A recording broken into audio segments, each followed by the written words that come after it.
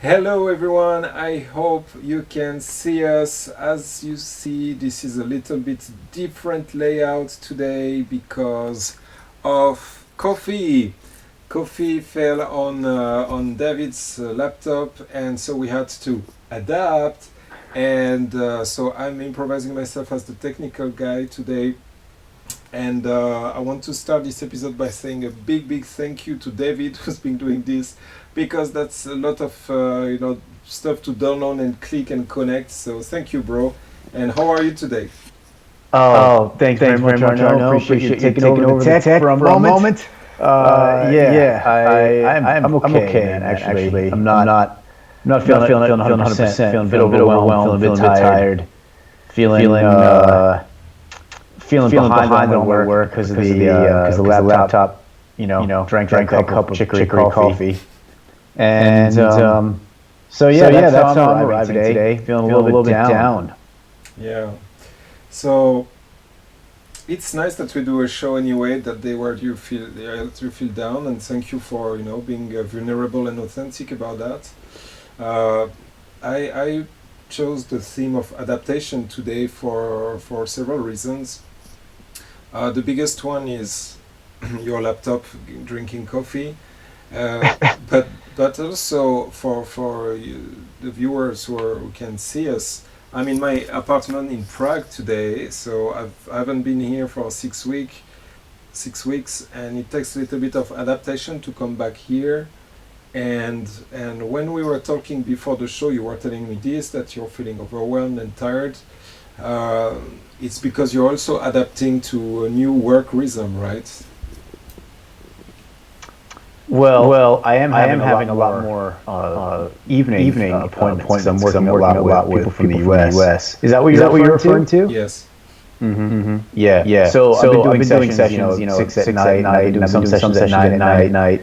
So I've been work rhythm. And theoretically, I should be able to theoretically shift my day. So that my work hours are later in the day. I don't end up working more. But that doesn't seem to be what happens. I still have my normal schedule, and it's a very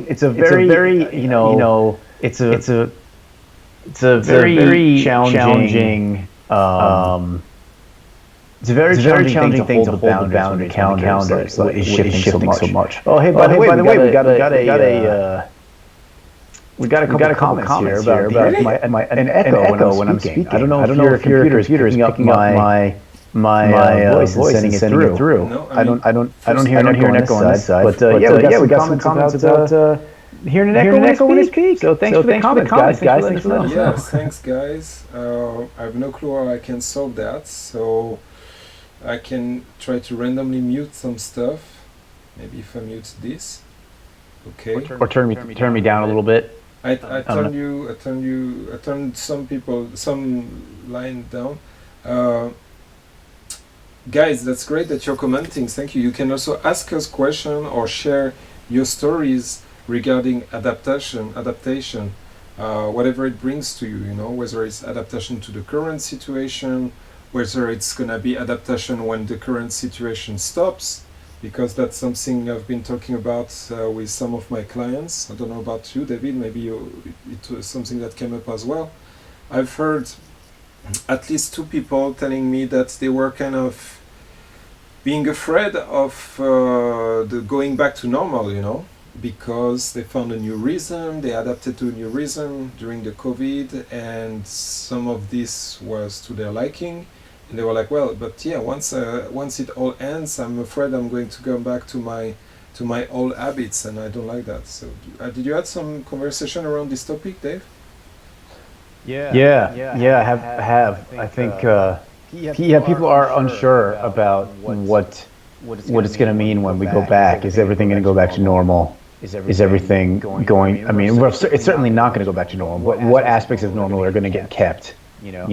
And some people have found certain habits, routines, certain things they're interested in during this time that are very enriching to them, and they want to find a way to keep it. I mean, a lot of people have taken this pause time to really reflect on what do we want in our life, what are we trying to what do we really want to put our energy toward? Am I? I mean, everything could get turned upside down in a second. Am I still in the right direction of what I want to pursue? So yeah, I think a lot of people are a little bit nervous about what's going to happen when things start up. I'm sure a lot of people are also really anxious to get back and get started again and get back to like a normal rhythm. But I mean, this is not the last time. I don't think this is gonna happen. I mean, a lot of people think that we could have another a resurgence of the virus when it gets cold again in the northern hemisphere. And this is so we might have another lockdown in the fall or something like this. You know what I mean? So it's. I don't think we're going to I don't think we're going to be able to relax our adapting ability anytime soon. Yeah. So this is very true. I mean, there is some people say that it could become a cyclical thing. That every year there will be like an isolation period. To avoid the spread of the rebirth of the virus. So I think adaptation is a good muscle to train, though. Because now we see it on a huge scale, but I mean, how many times in our life, in our adult in our life, do we need to adapt to things? I mean, I was fired. You quit a job. We both got dumped people. Things change suddenly, and we need to adapt. So I think that's a good thing a good method to develop. Do you have like some particular way to ease an adaptation, or some tools that you would like to share? Well, I think yes. By the way, the echo, whatever you did, the echo is much lighter now, according to our viewers. So thank you very much, viewers. I don't know if you turned me down or something, but maybe further adjustment might eliminate it. But anyway, the first thing I want to say about adaptation is so much of it is based on our expectations. What are the thought models, the thought forms that your brain is using to build a world? What are your expectations of how things are supposed to go? I mean, I can tell you with this laptop incident, all of the struggle with adapting to this situation has had to do with what my expectations were, what I expected to be able to do for my work, how I expected to be able to work, how I expected to have access to certain files. I mean, none of those things, none of those changes have been, major. Really major things. I mean, yesterday I had a really stressful day because I had to rebuild an entire presentation before presenting to 100 people, because it was gone, because my laptop was gone. But, I mean, other than that, like, the disruption hasn't been so huge that the level of kind of torment about it is not equal to the amount of actual disruption if I look at just a plain straight physical amount of disruption. So, the problem comes a lot from our expectations. If I'm able to hold like a less of them, I think I would be able to adapt a lot better. And we talk about this in the personal resilience work, that I'm certified in. Expectations, when the reality doesn't match your expectations, all of a sudden now you have to use energy to adjust to them. And I think that's why I'm tired and feeling overwhelmed, because it's not necessarily like my work increased, and it's not like I lost too much time, but because of the laptop thing. But I'm just had to use way more energy over the last couple days because of my expectations. So that's just one thing I'd want to mention. Yeah, I think I mean, but I use a lot of expectation as a way to reassure myself, to have an idea of what tomorrow may be, and why I'm doing things and what I expect out of it. It gives kind of a structure to my life, and like pushing this idea that you just shared to the extreme would be that if we have no expectation whatsoever, then we are completely adaptable at all time. And I think that must be a great. I mean, that's kind of what following guidance is, right? Like if you really manage to let go of everything, the kind of lifestyle that Scott is living, or and that you are living for some part of your life, it's a little bit of that. No expectation, just follow the intuition of the moment, and just change country if I want to, sell my flight if I want to, etc. Uh, it makes the it makes you much more adaptable in a way. So that's I guess a great advantage of this way of living. Yeah, well, I mean, yes, I think I've learned a lot about adaptability trying to follow my guidance. And I still, if I felt like my guidance told me to move countries or whatever, I would follow it, you know. I mean, my guidance is why I started the Revolution. My guidance is why I'm looking to move now. Just change apartments, moving into a house outside of Prague would be my ideal. If anybody's got any tips out there watching, let me know. So this is use a crowdsource my apartment hunt with the show. So I think like the kind of expectations you're talking about, are really they're the settling ones. You're kind of doing check-ins, is what it sounds like to me. Tell me where I'm wrong, but it sounds like you're doing check-ins. Like, am I working on what I really want to work on? What do I think is going to happen tomorrow? Am I prepared? How do I feel about it? These kind of things. Those are really good, just little reviews. It's kind of like that idea of interstitial journaling that Chris brought up when he was on the show, where you're journaling just for 5 minutes during the course of the day about what's going to happen next in my day, so you can focus yourself, and you do that evening dump that you mentioned, which is kind of a funny thing to say in English, but I'm gonna let you keep saying it. So you do that in English, and you do your evening dump, and then you have your mind is cleared for the next day. I mean, those check-ins are really good. I think what I'm talking about is deeper. What I'm talking about is kind of they're almost subconscious expectations. Like my laptop is going to be okay tomorrow. Yeah.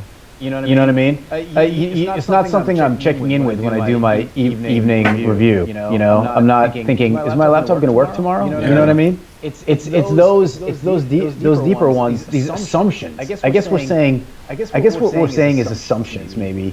In some combination of expectation and assumption. The idea of those two things. It's held in yourself about what the future is going to be, and you're not questioning it every day. For whatever reason. And so when those things get knocked, it takes a lot of energy. That's when our personal resilience qualities need to come into play, because it takes a lot of energy to do one of those. We have another quote that I am echoed, another person saying I'm echoed. So I don't know what you can do. Oh, dude, I don't know, man. Okay, let's see. So this is your lock volume, unhide, hide, rename. I can rename your track, but it probably won't change anything. Copy. I think your computer must be picking up my sound and sending it to the microphone. That must be it. But it's I have some headphones, so advanced audio property. Oh shit, there are too many knobs. Okay, never mind. You guys are just gonna have to deal with the echo this time, because my laptop drank a cup of coffee. We'll be up and running soon in our normal setup. Maybe let me turn you into mono. I don't know what it will change anything, but this I can do. Mono. Now you can't hear my voice in both ears, or? Yeah. So what do you think? I mean, it's the assumptions that we're talking about. Those deeper level assumptions. I think that yes, we have all those assumptions, and when they are challenged, it takes energy. But luckily, we don't need to live without those assumptions, because we would be constantly checking everything. If at the end, I know that I have a lot of questions in my journal that I write in the evening and in the morning. But if I had a question for, is my laptop is gonna be okay tomorrow? Is my phone is gonna be okay tomorrow? Is my wife is gonna be okay? We have all these assumptions that we need, I guess, in order to be able to function, to not be constantly questioning. And at the same time, this is such a wonderful reminder of the importance of being in the moment and giving love to the things we are, the things and people who are around us, and being grateful when something works. And this is so easy to forget, right? Uh, I mean, we all go to bed with the assumption that we are going to wake up the next day with the people we love still alive and breathing, and that we are going to be able to talk with them. And we take all of this magic and we just throw it out of the window and we forget it, you know? So if we keep this image that I know that you like of the life being this grand game where we can spend 80 years in this form and then we leave somewhere. This is just another perfect part of this game where we have the possibility every day to be grateful for basic stuff. Like I can move my fingers, I can talk to my friend David, I can I can play with my kids, and those things can disappear just like that from one day to the other. And I think this is what the universe is reminding us when when the coffee falls on the MacBook, or when we break our legs, or when all of a sudden we something bad happen. That nothing is forever, and we need to enjoy every bit of it now. Yeah, yeah, that's a really good way to look at it. I think you're right. I mean, I wish there have been moments in my life when I've really held that energy of everything I was looking at. I just was so appreciative of it. When I was maybe when I was had a particular like a spiritual, ecstatic spiritual experience, something from some type of ceremony or something like this. You start to look around and you're like, oh my gosh, every single little molecule, every atom is amazing, and but yeah, it fades. It fades, and I wish I could stay in that energy because it's such a beautiful feeling. And but I mean, if I just stayed there all the time, would I appreciate it when I get when I slide into it? You know what I mean? I think the ups and downs are part of what we came here to experience. Because they that contrast provides us a chance to even understand the ups and downs. If everything was up, that would just be normal. It would just be like a static state, and who knows if it would be useful. So I think, yeah, this getting into the moment, really appreciating each little thing. I think this is maybe another of this laptop incident maybe is a way to reconnect me with that. It's a good idea. It's kind of in a way also a brush with death in a way because it's like a loss, Yes. and of course it's like total first world privileged white dude loss, but the Why the white? idea, Why is white relevant in this? I don't know because it was funny. Okay. So but Charles Eisenstein, an author I now love since I've recently been looking at his stuff and I'm taking one of his courses. And this is when he says is that he talks about the sacredness of life, and he talks about realizing how many myths are in the story of the self that our society holds. That everybody's a separate self. That we're all in competition with each other. That that what the more I have, the more you have, the less I have. So we got to fight against each other, and um, all of these kind of all of these sub these stories that come along with this story of separation that much of our culture is based on. He talks about how a brush with death can often break people from that. And he was being interviewed recently, and he said, if the coronavirus has brought you into a brush with death, take note of how that feels, because when you become faced with the temporary nature of everything in our lives, you you you start to tap into the feeling that there's something very special happening, and that every moment is precious, and that oh yeah, oh yeah, That's okay. You know what? Maybe it was perfect timing. The kids are more important than anything I was saying. They're it's perfect timing. The temporariness of life, appreciating the moment. I mean, how good can we see that in children? When they're just involved in something and playing. Like if only we could all take that example.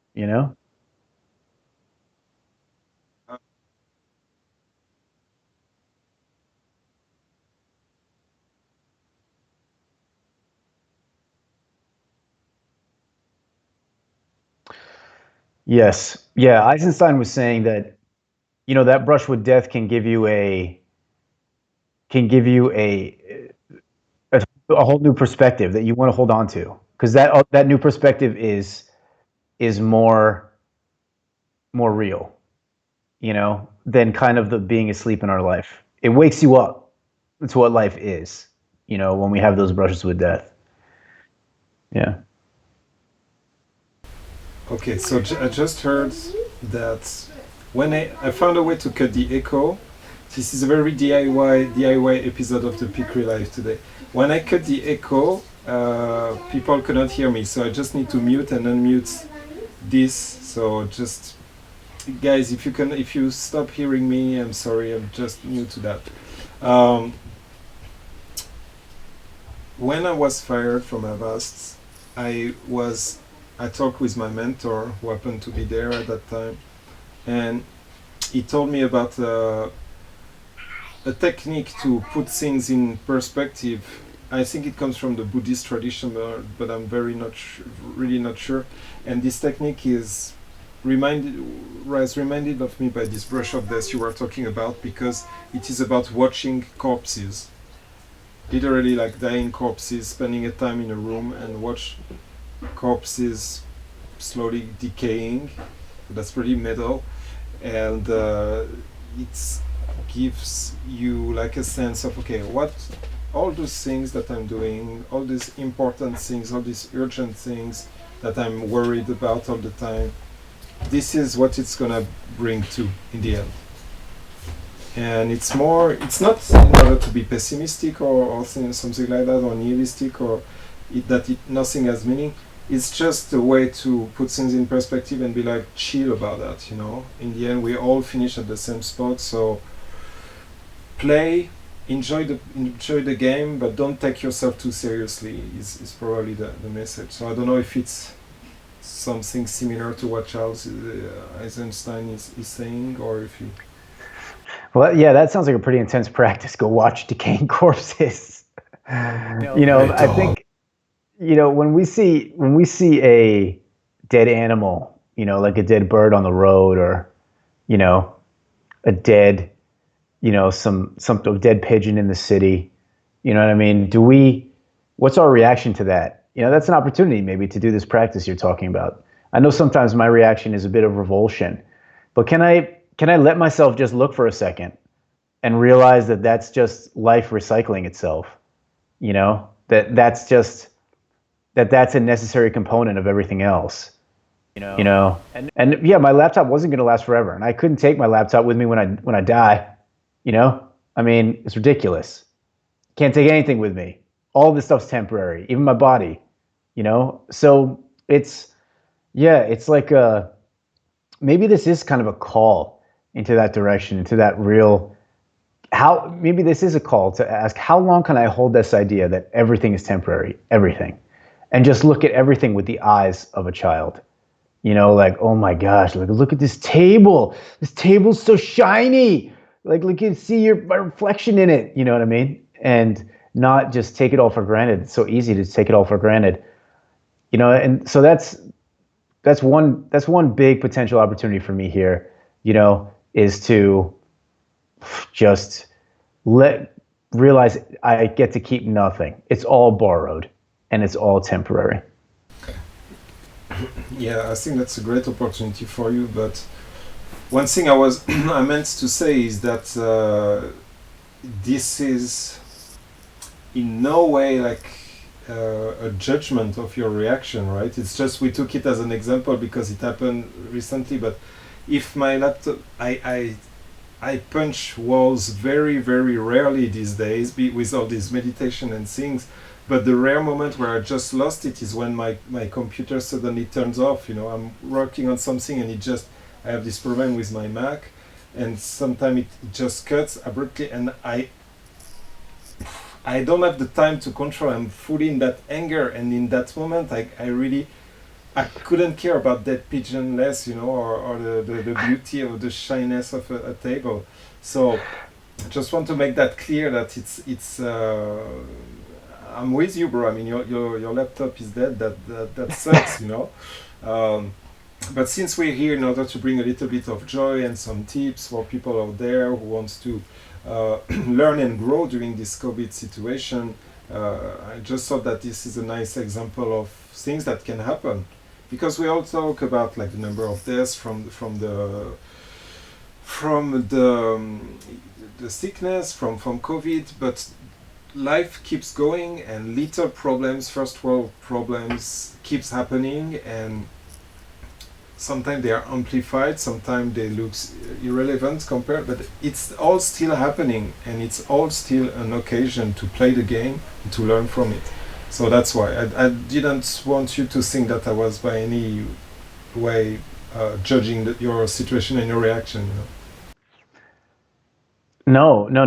I didn't think that. I didn't feel that way at all. I think you pointed me towards something really important.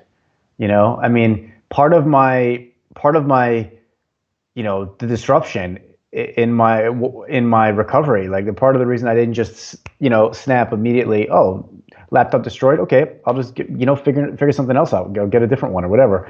The reason that there was any stress involved is because of the attachment.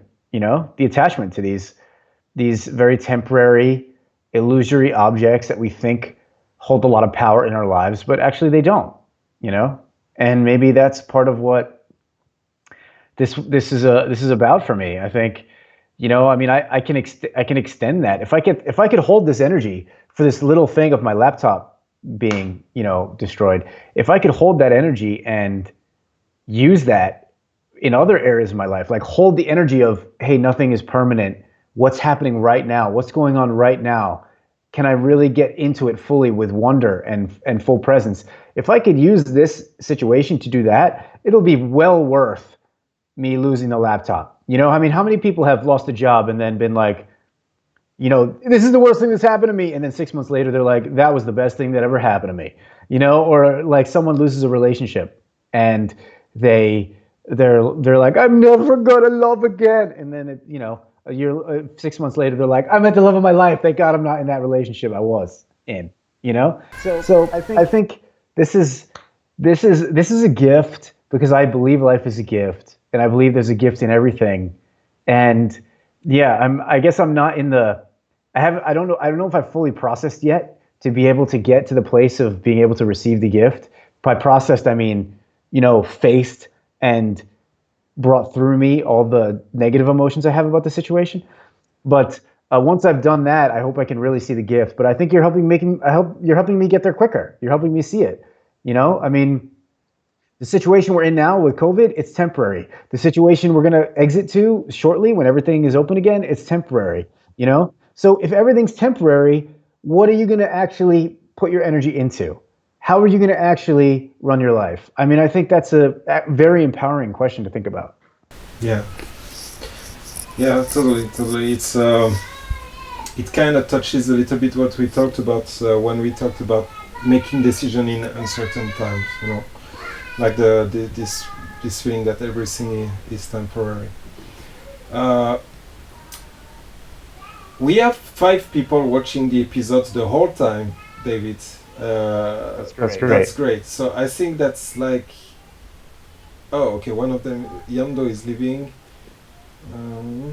She's saying, I have to leave, really enjoying this conversation. Hopefully I can view it again later. Good luck with adapting to the temporary technical situations. Cheers. Well, thank you. Yeah. I hope we make our whole show about me losing my laptop. I mean, we're using this as a metaphor.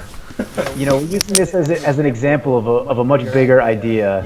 It's not a big problem that I lost my laptop. It's not a big problem. I think she's also referring to technical difficulties, because I'm, struggling with the technical side of it as well. So got it. For the people who are still there watching, first of all, we love you. Thank you so much for watching and ask your question. I mean, what have you had trouble adapting with this COVID? What are you afraid of adapting after this COVID situation ends, or what does adaptation bring to your mind? Uh, for me, when I think about adaptation, until you guys answer, uh, I'm passionate about adaptation because I think that's one of the most wonderful things about human being. You know, we are slower than tigers. We don't swim as well as sharks. We are pretty average beasts on this world, but somehow we manage to adapt and to communicate and to play together. And now we're on the top of the food chain. And I have this passion to this concept of adaptation, and I don't really have the right words to say that, but I'm just it just makes me happy. When I think about adaptation, it makes me happy, especially because then I tie it to a whole world of Japanese anime where you adapt super fast, and your body adapt and saves you from difficult situation. And I love this concept because I saw it played in real life. Like playing football. I don't think I'm going to catch the ball. Up, boom! My hands just go there and grabs it. It adapted. I don't know if it adapted, but it just happened. And I love this idea of the untapped adaptative power that's within each of us. I love the stories of people who hit rock bottom and then adapt to go up. I think I remember an article that you wrote, David, probably 2 or 3 years ago about do we have to hit rock bottom in order to be great? Do you remember this article? Yeah. I was thinking about it a lot because so many. Thanks for bringing that up. Thanks for remembering that. So many of the great spiritual teachers seem to have hit rock bottom at one point. And that rock bottom is what is turned things around for them. So yeah, I don't know, that's what comes to mind when I think about adaptation. And I actually remember this article very clearly because I was in my cocoon of corporate life, and which was as temporary as everything else, but I didn't. It felt very stable and untemporary. And I was under the impression that I was growing, learning new things. I was learning skateboard at the time, and I was like, well, I don't think I need to hit rock bottom in order to do great things. Look at me, I'm learning skateboard. And I still don't know if I hit rock bottom, and I still don't know if I will, and if if it would be something